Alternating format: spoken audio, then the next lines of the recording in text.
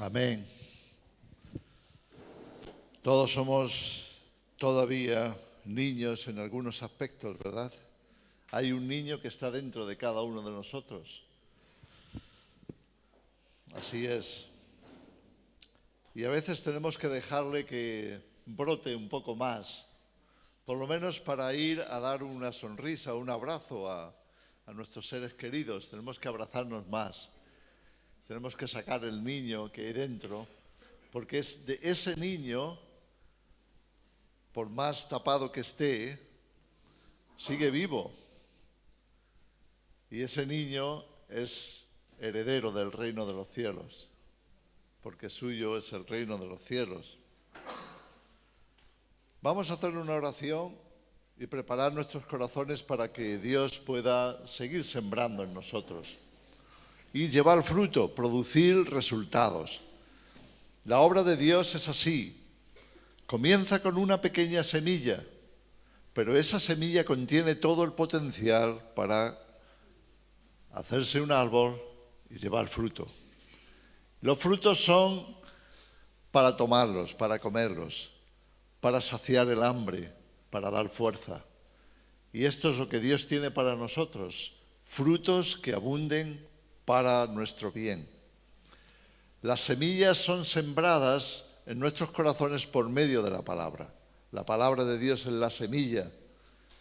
Y si la recibimos, producirá en nosotros fruto. Padre, te damos las gracias porque tenemos tu palabra viva y eficaz. Tu palabra diseñada por ti, que contiene tu espíritu, tu poder, tu gracia, tu revelación. Y la necesitamos, Señor.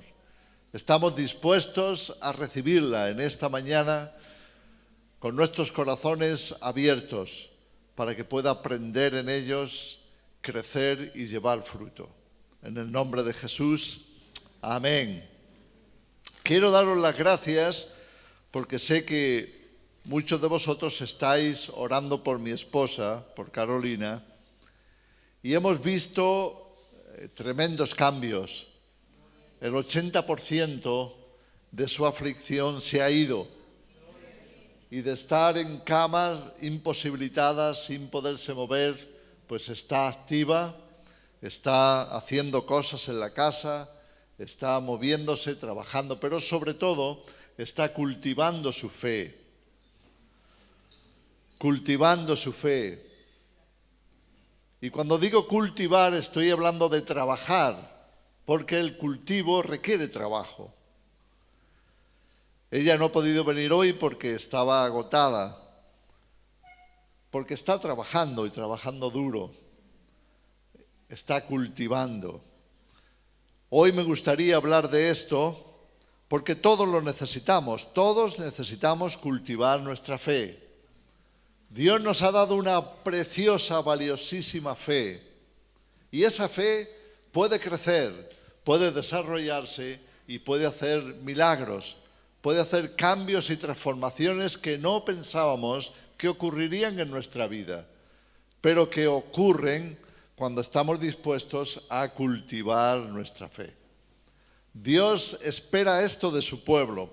Hay una escritura muy interesante en Apocalipsis, capítulo 1, en el versículo 6, si tienes ahí tu Biblia, yo la voy a leer del interlineal, lo tengo abierto aquí en internet.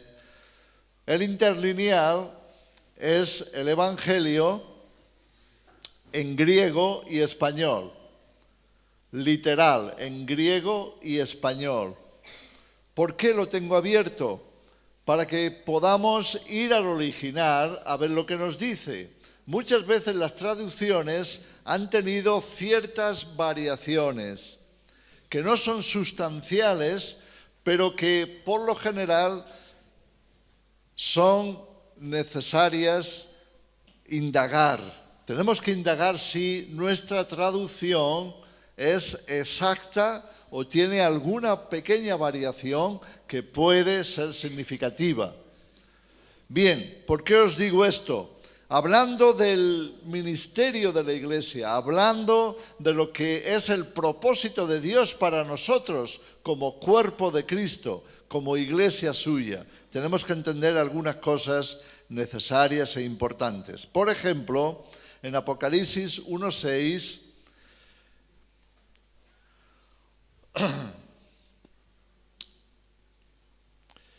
lo voy a leer literal del griego, no lo voy a leer en griego, voy a leer la traducción literal del griego.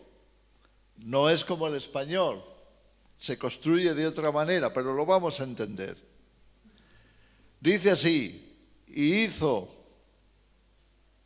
a nosotros reino de sacerdotes, a él Dios y Padre, de él, a él, el esplendor y el poderío hacia adentro, a las edades de las edades. Amén. Qué raro, ¿verdad? Eso es la traducción literal. Por supuesto, como el griego no se construye como el español, nosotros al construirlo en español lo ponemos un poquito diferente para hacerlo más comprensivo. Pero quiero que te fijes en esta palabra, porque en nuestra traducción en español dice: nos hizo reyes y sacerdotes para Dios, ¿verdad? Algunos se agarran a eso de reyes. ¿Quién no quiere ser rey, verdad? Ay, qué bien, que el Señor me ha hecho un rey. Pero no es lo que dice el original. El original en griego dice basileian. Y basileian no es basilei, rey, es reino. Nos ha hecho un reino de sacerdotes. Eso significa que Dios ha escogido un pueblo, le ha dado fe para que en Cristo podamos ser un reino de sacerdotes. Muchas veces nos olvidamos de esto. Nos olvidamos que tenemos un reino que cuidar, porque somos sacerdotes para Dios. Tenemos una porción del reino. Y en esa porción del reino tú y yo estamos llamados a ser sacerdotes. Por ejemplo, si tienes una familia, entonces esa es tu porción del reino y tú tienes que ejercer como sacerdote en tu casa. Tú eres la conexión con la cabeza. Esa es la función del sacerdote, ser una conexión entre la cabeza y el cuerpo. Así que el reino de Dios que está en tu casa, que es parte del cuerpo de Cristo, tiene un sacerdote a cargo. Por eso es tan triste cómo el enemigo logra romper las familias y destruir el sacerdocio dentro de la iglesia. Necesitamos entender esta realidad, esta verdad. Nuestros hijos son parte del reino de Dios y requieren el cuidado sacerdotal. Dios te ha puesto ahí para eso. Es tu deber, es tu obligación conectar a Cristo con tus hijos. Conectar a tus hijos con Cristo. Porque esa es la función sacerdotal. Dios nos ha llamado a ser un reino de sacerdotes para Dios, por los siglos de los siglos, para siempre.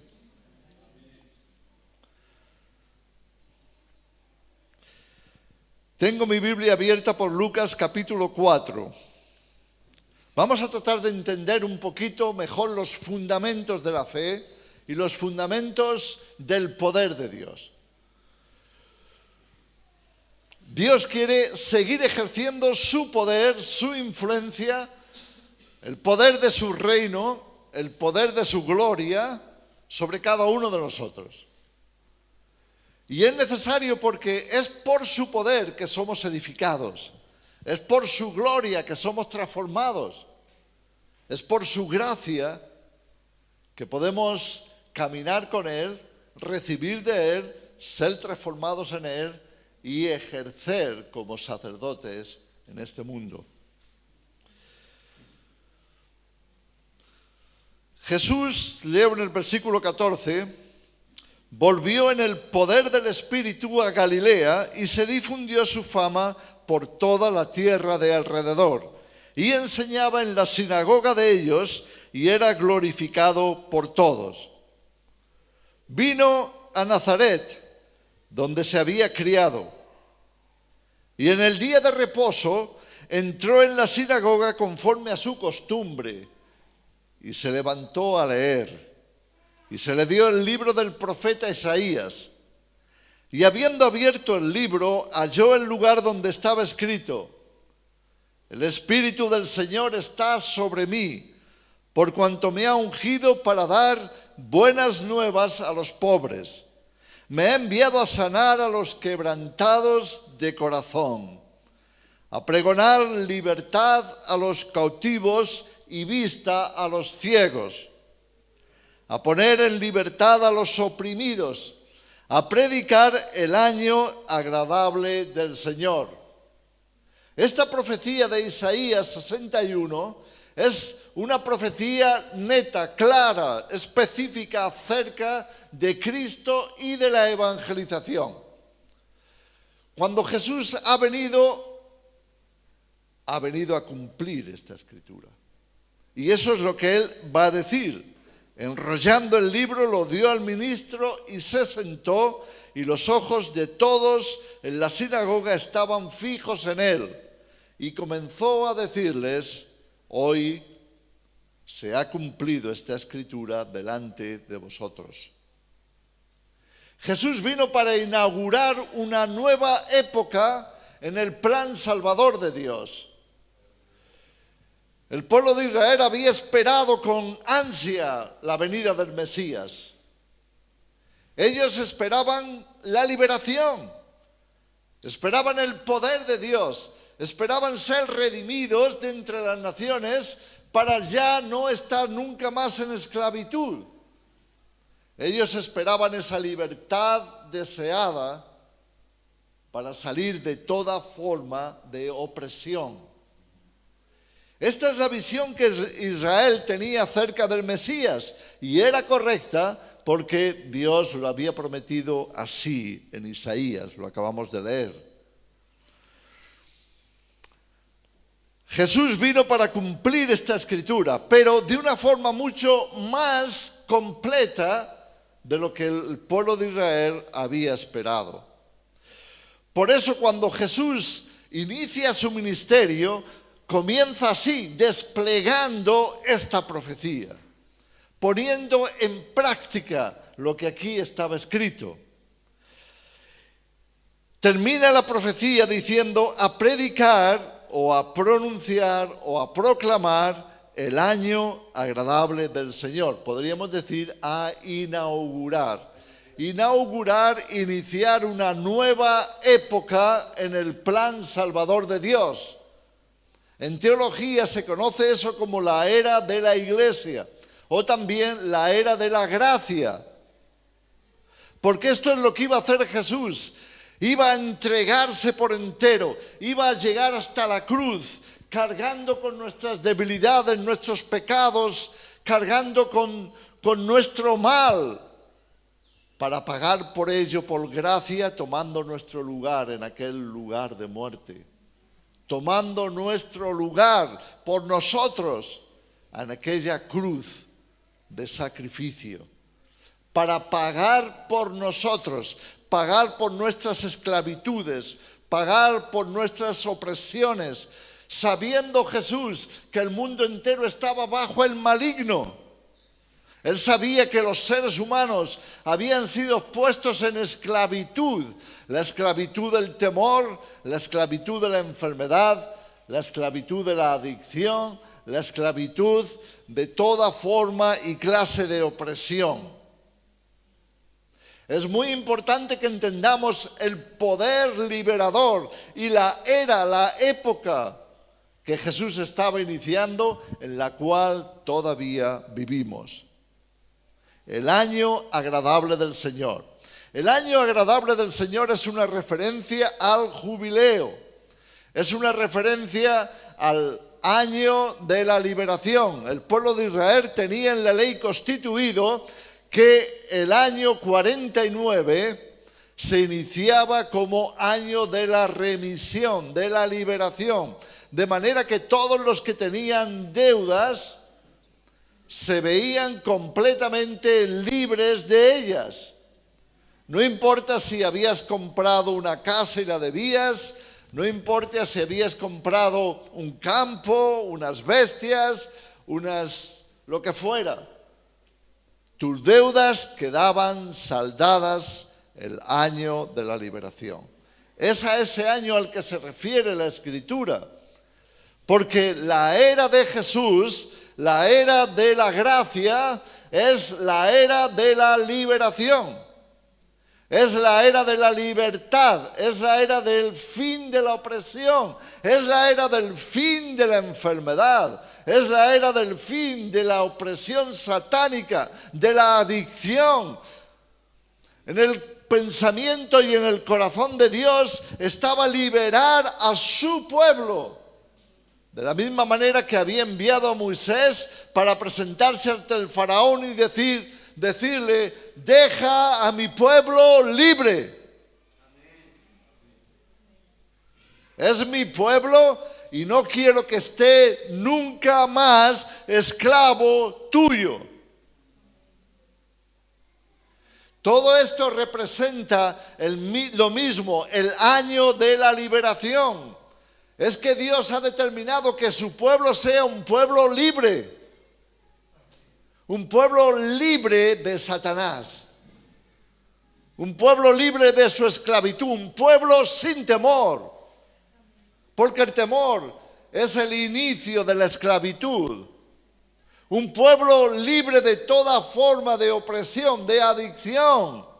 No podemos disfrutar de la libertad de Dios si estamos atados a una adicción. Y Dios nos libera de eso. Jesús vino para liberarnos, para hacernos libres de toda huella, de toda esclavitud del enemigo, de toda cadena y de toda opresión. Y una de esas opresiones es la enfermedad. Hay una escritura que dice que cuando el pueblo de Israel salió de Egipto, no había entre ellos enfermos. Ni uno. Ni uno. Porque la liberación también consiste en deshacer la obra del enemigo en cada uno de nosotros. Y la enfermedad es una atadura de Satanás. Es una opresión suya. Te roba fuerzas, te roba efectividad, te roba economía, te roba la capacidad de servir mejor a tu prójimo y de servir a Dios. Porque te incapacita, te da un grado de incapacidad. Es importante que entendamos esto como pueblo de Dios que somos, y estando como estamos en la era de la gracia. Hermanos, tenemos que entender estas cosas y guardarlas en nuestro corazón. ¿Sabes qué significa la gracia? Estar bajo la gracia. Dios nos ha dado fe para que podamos valernos, aprovechar esa gracia. Por gracia sois salvos. Leemos en Efesios 2. Por gracia sois salvos por medio de la fe. Y esto no proviene de vosotros, sino de Dios. Es un don, un regalo suyo. Dios nos ha regalado la fe para que a través de la fe podamos aprovechar la gracia. Porque hay una gracia puesta a nuestra disposición de liberación. Liberación de todo lo que el enemigo ha causado en nuestra vida. Todo lo que el enemigo ha provocado en nosotros. Todo lo que el enemigo tiene o tenga puesto en nosotros.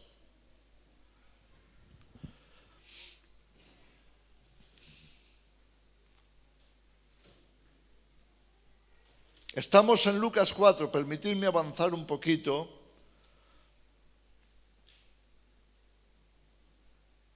Descendió, dice el versículo 31, Jesús a Capernaum, ciudad de Galilea, y les enseñaba en los días de reposo. Ya vemos que el ministerio de maestro en Jesús era un ministerio continuo, muy importante, porque él sabía que el pueblo necesitaba conocer estas cosas, comprenderlas para poderlas aprovechar. No en vano le llamaban maestro. Y se admiraban de su doctrina porque su palabra era con autoridad. Estaba en la sinagoga un hombre que tenía un espíritu de demonio inmundo, el cual exclamó a gran voz, diciendo: déjanos, ¿qué tienes con nosotros, Jesús Nazareno? ¿Has venido para destruirnos? Yo te conozco quién eres, el Santo de Dios. Presta atención a esto, porque Satanás sabía que sus días estaban en peligro y su obra corría el riesgo de ser destruida si Jesús iniciaba su acción, su ministerio, su actividad. E inmediatamente aquellos demonios que estaban poseyendo a este hombre exclaman su temor. ¿Qué tienes con nosotros? ¿Has venido a destruirnos? Ellos sabían que la presencia de Jesús, el ministerio de Jesús, era contra ellos. Eran ellos los que iban a ser derrotados, eran ellos los que iban a ser arrojados fuera. Eran ellos, esos demonios, esos espíritus enviados por Satanás, esos espíritus malignos que venían a provocar enfermedad, posesión, opresión, adicción, etc. Eran esos demonios los que iban a ser derrotados y Dios iba a sacar un pueblo de esa opresión. Y Jesús les reprendió diciendo: cállate y sal de él. Entonces el demonio, derribándole en medio de ellos, salió de él y no le hizo daño alguno. Y estaban todos maravillados y hablaban unos a otros diciendo: ¿qué palabra es esta que con autoridad y poder manda a los espíritus inmundos y salen? ¿Qué palabra es esta? Hermanos, hay una revelación muy importante que tenemos que guardar en nuestra mente y en nuestro corazón. Es que la palabra tiene un poder que traspasa y llega a lo más profundo del espíritu y descubre las ataduras de Satanás y las rompe y las quebranta para poder liberar al ser humano. Esto es importante que lo entendamos. Cuando la palabra de Dios fluye en el corazón lo suficiente para traer revelación a lo más profundo del ser humano, toda atadura es rota. Toda enfermedad es deshecha. El problema es cuando no le permitimos a la palabra de Dios cumplir su propósito. Es cuando no estamos atentos a su palabra. Es cuando no la guardamos en nuestro corazón, no meditamos en ella. Entonces nos estamos privando, le estamos privando a Dios, porque es a través de su palabra que Él va a hacer su obra. Le estamos privando a Dios liberarnos, sacarnos de las garras del enemigo como Él desea. ¿Qué palabra es esta? Es la palabra de Dios. Es la palabra viva y eficaz. Es la palabra que penetra hasta lo más profundo de tu ser y transforma, porque libera y te cambia y te saca de la enfermedad y te saca de la adicción y te saca de la mentira y te saca de todo aquello que el enemigo haya puesto en ti.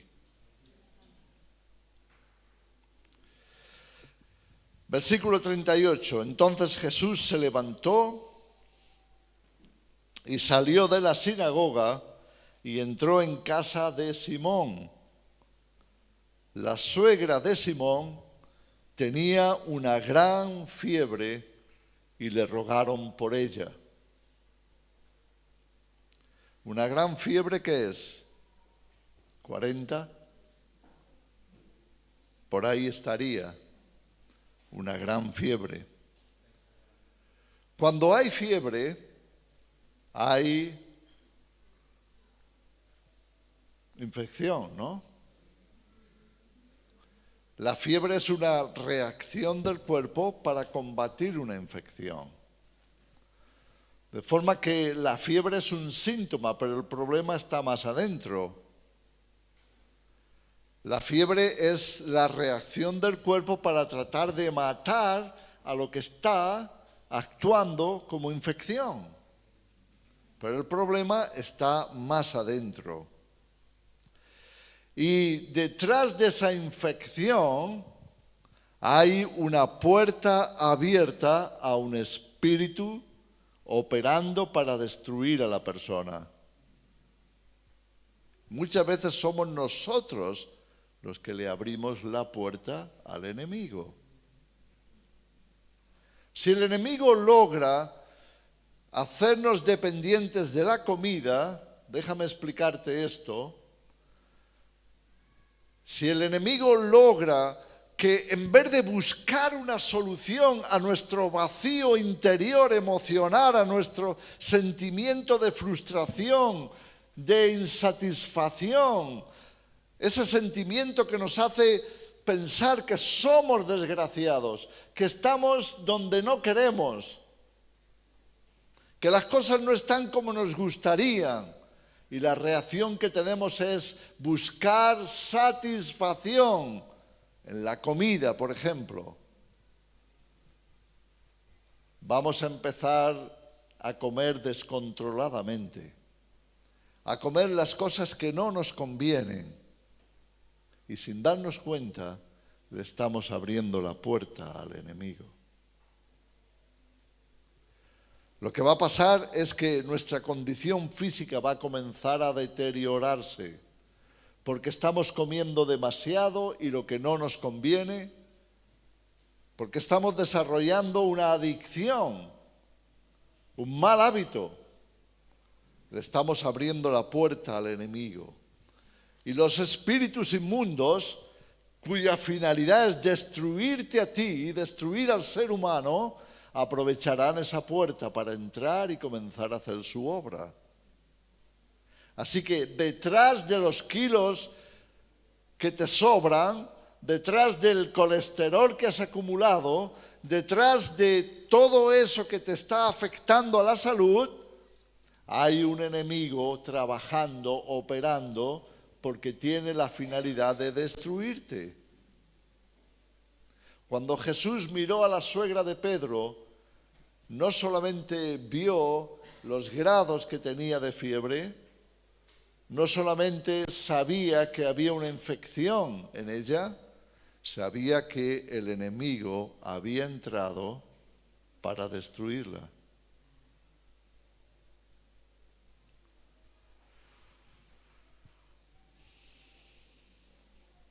E inclinándose hacia ella, reprendió a la fiebre. Reprendió a la fiebre. Escucha bien. La obra de Cristo de liberación en el ser humano es una guerra contra Satanás. Es una guerra contra los espíritus inmundos que se aprovechan de la necedad humana del descuido del ser humano, de la ignorancia del ser humano, para penetrar. Y te van a engañar. Porque cuando comienzas a sentirte mal, buscando una solución, Satanás vendrá a dártela. Yo tengo la solución para ti. No tienes por qué pasar por esto. No tienes por qué sufrir así. Yo sé lo que te conviene y te puedo ayudar. Es lo que llamamos tentaciones. Y si en vez de buscar a Dios, y si en vez de entrar en oración, y si en vez de confiar en Dios, comenzamos a aceptar las sugerencias, las tentaciones de Satanás, por nuestra ignorancia le abriremos la puerta y él hará su obra destructora en cada uno de nosotros. Y a través de nosotros, a nuestra familia, a nuestros seres queridos. Porque ese es su plan. Ese es su cometido. Y Jesús reprendió a la fiebre. Escucha bien esto. Muchas veces los cristianos, porque no sabemos que esto es una lucha contra Satanás, lo que hacemos, y porque no sabemos, déjame recalcar esto, porque no sabemos lo que tenemos a nuestra disposición, no sabemos que estamos en la era de la gracia, no sabemos que a nuestra disposición está el mismo poder que actuó en Cristo resucitándole de los muertos y sentándole a la diestra de Dios. Es Pablo en Efesios capítulo 1, a partir del versículo 15, cuando él dice esto a la iglesia: sabiendo de vuestra fe, no paro de orar por vosotros para que tengáis revelación de lo que hay en vosotros, porque el poder de Dios está en vosotros de la misma manera que operó en Cristo resucitándole de los muertos y llevándole a la diestra de Dios. El poder de la resurrección es la vida de Cristo en cada uno de nosotros. Y porque no tenemos estas cosas claras, dejamos que el enemigo nos pisotee. Dejamos que el enemigo se aproveche de nosotros. Dejamos que el enemigo nos encadene al temor. Y cuando oímos el veredicto del médico que te hizo unos análisis y te llama a consulta y te dice: lo siento, pero tienes una grave enfermedad. Y en ese momento, al recibir la palabra del médico, abrimos nuestro corazón al miedo, al temor, y el enemigo, que ve la puerta abierta, penetra en nuestro corazón y comienza a esclavizarnos a esa enfermedad. Si no entendemos esto, no ganaremos esta victoria. No importa si Dios lo ha puesto a nuestra disposición. Si no lo creemos, si no entendemos lo que está pasando y si no actuamos de acuerdo con la realidad, no vamos a aprovechar la gracia de Dios. No vamos a beneficiarnos del poder que Dios ha puesto a nuestra disposición. Jesús reprende la fiebre y la fiebre se va. Jesús le habla a la fiebre. Escucha esto bien, porque cuando estamos enfermos o cuando estamos oprimidos, cuando hemos caído en una adicción, cuando estamos atados a alguna forma de opresión satánica, a la envidia, a la ira, a la gula, a la lujuria, a cualquier forma de pecado que nos amarró y nos tiene ahí sujetos y parece que nunca nos podemos deshacer de esa maldad. Cuando estamos en esa condición, Dios nos quiere liberar y quiere abrir nuestros ojos para que veamos quién es el verdadero enemigo. Y estando en esa condición, no es suficiente con ir a pedirle a Dios que haga algo en nosotros. Dejadme deciros esto, no es que no tengamos que orar, es que hay una parte que nosotros tenemos que hacer. Es que hay una parte que se corresponde a nuestra voluntad, porque fuimos nosotros quienes abrimos la puerta y somos nosotros los que tenemos que cerrarla. Y somos nosotros los que tenemos que arrojar a ese enemigo fuera de nuestra vida. Y no se trata tanto de hablarle a Dios acerca de nuestro problema, sino hablarle a nuestro problema lo que tiene que hacer en el nombre de Jesús. ¿Me explico? Y si tienes una adicción, tienes que encararla. Y tienes que encarar al enemigo. Y tienes que tratarlo como es, un enemigo. Y tienes que hablarle en el nombre de Jesús y decirle, sal de mi vida en el nombre de Jesús. Te hablo a ti, adicción. Te hablo a ti, adicción al tabaco, al alcohol, a las drogas.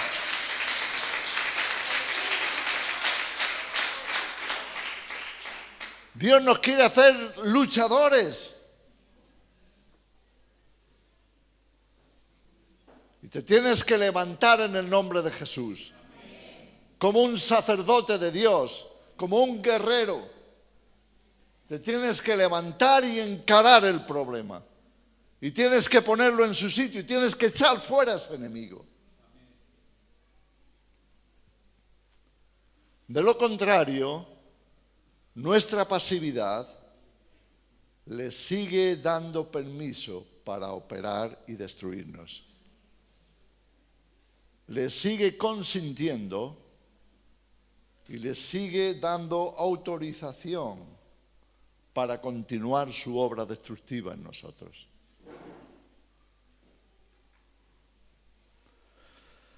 Al ponerse el sol, leemos en el versículo 40, todos los que tenían enfermos de diversas enfermedades los traían a él, a Jesús. Y él, poniendo las manos sobre cada uno de ellos, los sanaba. También salían demonios de muchos, dando voces y diciendo, tú eres el Hijo de Dios. Pero él los reprendía y no les dejaba hablar porque sabían que él era el Cristo.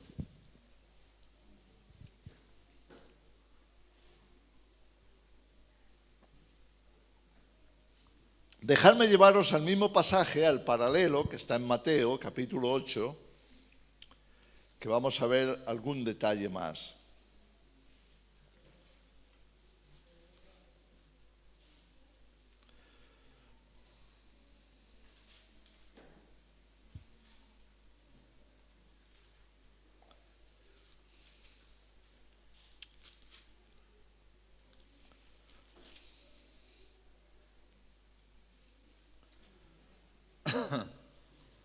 En Mateo 8, 14 nos narra la sanidad de la suegra de Pedro.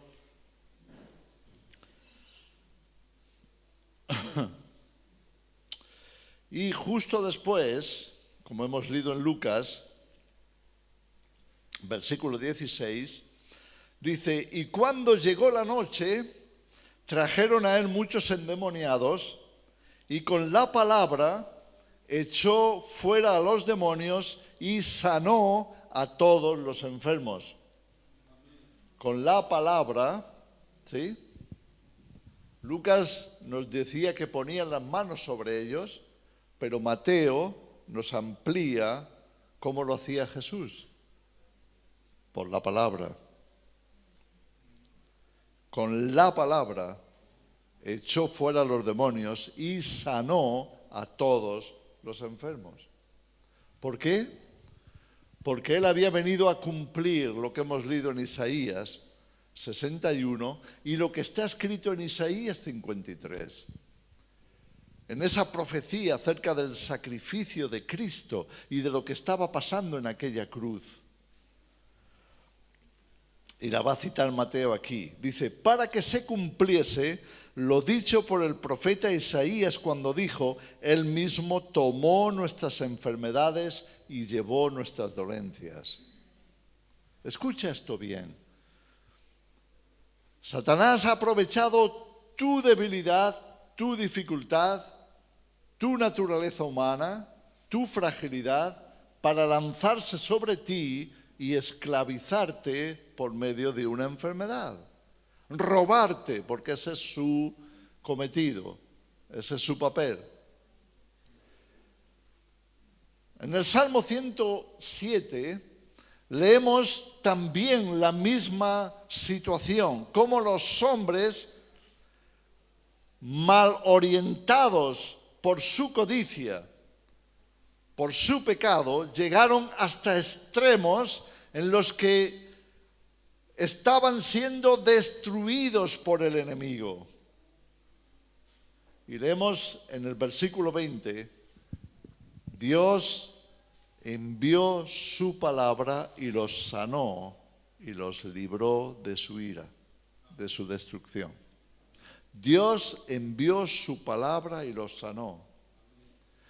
Es muy importante que entendamos esto. La palabra es el agente de Dios para echar fuera al enemigo de nuestras vidas.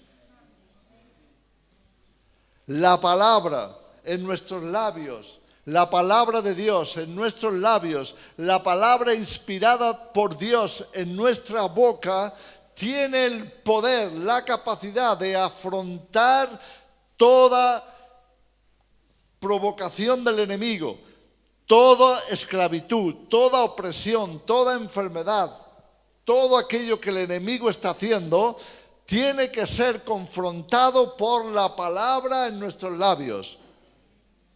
Ese es el modelo de Jesús.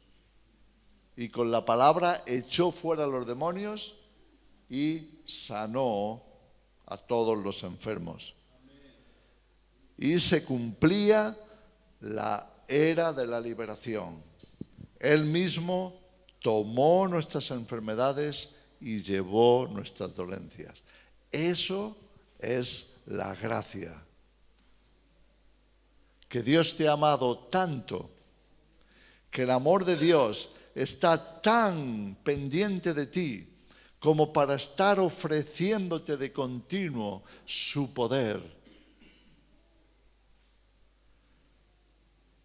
por medio de su palabra. Es por medio de la fe, es por medio de la proclamación llena de fe en su palabra.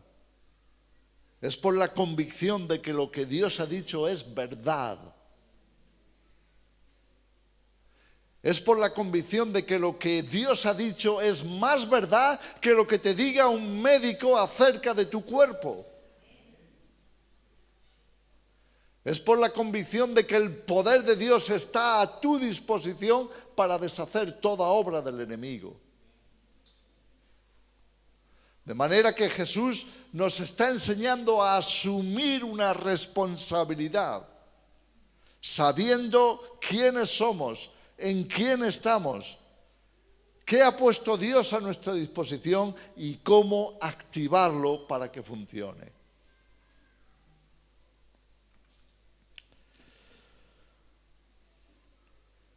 Si Jesús iba a sanarlos a todos, como hemos leído al final del versículo 16, para que se cumpliese lo dicho por el profeta Isaías cuando anunciaba su muerte en la cruz, ¿cuánto más no iba a hacer después de eso?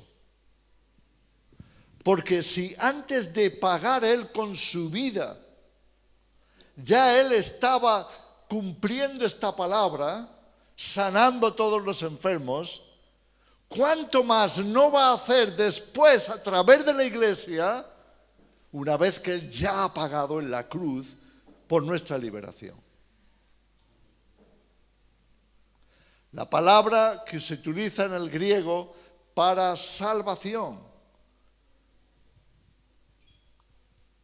no es solamente vida eterna para cuando te hayas muerto.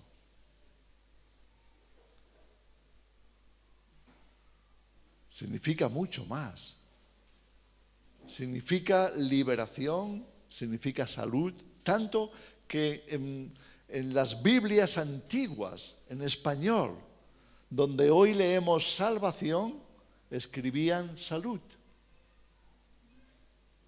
No sé si has llegado a leer una Biblia antigua, pero hay traducciones del siglo XX, de principios del siglo XX. Hay una versión Reina Valera de 1909.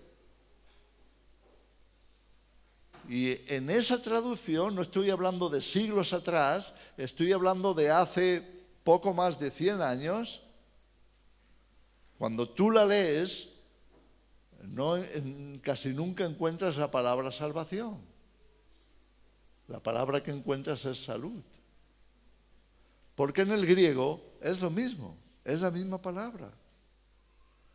Así que la salvación que Cristo estaba pagando en la cruz por nosotros no solo incluye esa forma de salvación eterna de después de la muerte, incluye la salvación actual para hoy de toda forma de opresión del enemigo. Necesitamos entender esto. Y necesitamos equiparnos, prepararnos para esta batalla. Necesitamos entender que si vamos a ser victoriosos, si vamos a representar a Dios cumpliendo nuestro papel sacerdotal como reino de sacerdotes al que estamos llamados, entonces necesitamos mentalizarnos, instruirnos y prepararnos para cumplir el ministerio.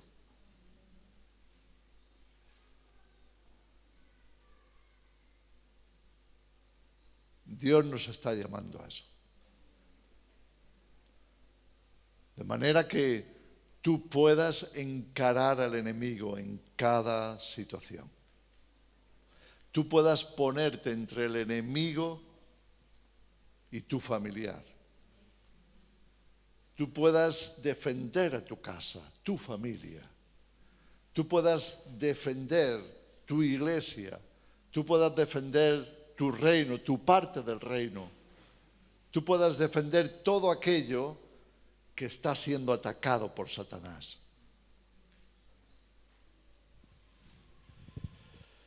Vamos a terminar, porque tenemos el tiempo ya consumido. Pero es importante que nos vayamos de aquí con esta semilla en nuestro corazón.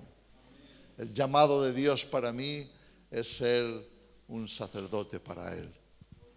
El llamado de Dios para mí es liberar en Cristo, con Cristo, a los cautivos. El llamado de Dios para mí es combatir a Satanás y sus obras. Es deshacer las obras del diablo. El llamado de Dios para mí es activar mi fe para poder beneficiarme de la gracia puesta a mi disposición. Por tanto, tengo que conocer qué poder opera en mí. ¿Qué me ha dado Dios? ¿Qué me está ofreciendo Dios? ¿Qué me ha entregado Dios en Cristo? ¿Qué me ha entregado en la cruz? Amén. Padre, te damos las gracias porque tu palabra es eterna. Tu palabra es verdad, ahora y siempre. Te damos las gracias porque por tu palabra el enemigo retrocede. Por tu palabra son deshechas sus obras. Por tu palabra, en tu autoridad, obtenemos por tu gracia toda liberación. Señor, ayúdanos a guardarlo en nuestro corazón, a meditar en ello, a seguir pensando en estas cosas para que puedan llegar a formar parte de nuestra mente, de nuestras emociones, para que puedan equiparnos, para que podamos estar preparados para tener un cristianismo eficaz. Señor, gracias por tu amor. Gracias por haberte derramado en aquella cruz. Gracias por habernos abierto la era del perdón y de la gracia. Gracias, Señor, por tu poder a nuestra disposición. En el nombre de Jesús. Amén. Amén.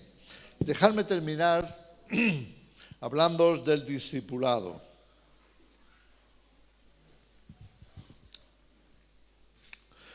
¿Cuántas predicaciones has escuchado a lo largo de tu vida cristiana? ¿100? ¿500? ¿1000? ¿5000? Alguien puede decir, yo llevo más de 20 años en el Señor. Otro puede llevar 40. ¿Cuántas predicaciones habrá escuchado a lo largo de su vida?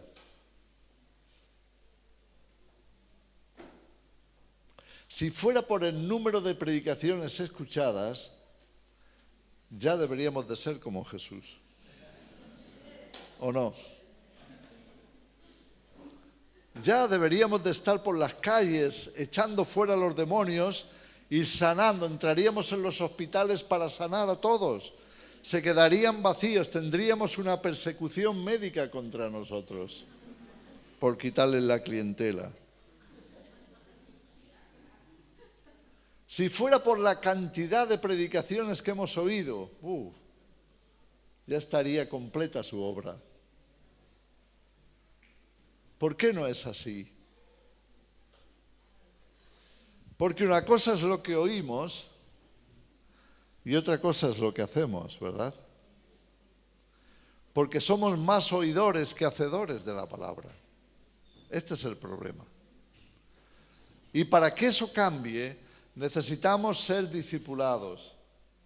El discipulado consiste en eso, en ayudarte a poner en práctica lo que has oído, para que lo que se ha predicado aquí el domingo no se quede aquí, sino que a lo largo de la semana tú sigas meditando en eso y lo hagas parte tuya, lo hagas vivo en ti. Porque si tú lo escuchas aquí y luego vas y te olvidas, será la predicación, no sé, 8.520, que sigue sin ser aplicado. No queremos esto para vosotros. Necesitamos ser discipulados. Tenemos una libreta de discipulado que me gustaría que todos vosotros tuvierais y que todos vosotros pudierais también entrar en ese discipulado bajo la dirección de un discipulador o una discipuladora para ayudaros a poner en práctica lo que se ha escuchado aquí. Este discipulado es cómo poner en práctica la predicación del domingo. ¿Me explico? Así que si tú lo haces con fidelidad, hasta te lo puedes traer aquí y puedes escribir ahí lo que se está predicando, lo que se está enseñando y el punto principal. Esto es lo que tú puedes hacer aquí. Y cuando vayas a tu discipulado, le das la vuelta a la hoja y puedes escribir cuál era la palabra más importante de la Escritura y cuál es su aplicación práctica. Y la puedes hablar con los hermanos y se puede entre el grupo llegar a conclusiones. Esto es lo que vamos a hacer. Porque no solo queremos ser oidores, sino hacedores de la palabra. Así que si no estás en un discipulado, y hay muchos de vosotros que no lo estáis, nos gustaría contar con vosotros para que lo que estamos invirtiendo en vuestras vidas produzca y lleve fruto. No queremos, escucha, la iglesia no es un negocio. No estamos aquí para que vengáis para poner una ofrenda o dar un diezmo, escuchar una predicación y levantar unas alabanzas y luego os vayáis y volváis el próximo domingo religiosamente para cumplir con vuestro objetivo. Eso no es la finalidad de estar aquí. La finalidad de estar aquí es transformar tu vida, transformar tu casa, tu familia, tu matrimonio, transformar tu relación con los demás, hacer de ti ese soldado y ese sacerdote al que Dios te llama a ser, para que tú puedas traer cambios a tu vida, a tu casa, a tus relaciones, y el reino de Dios pueda extenderse sobre la tierra, para que se haga la voluntad de Dios en la tierra como se hace en el cielo. Amén.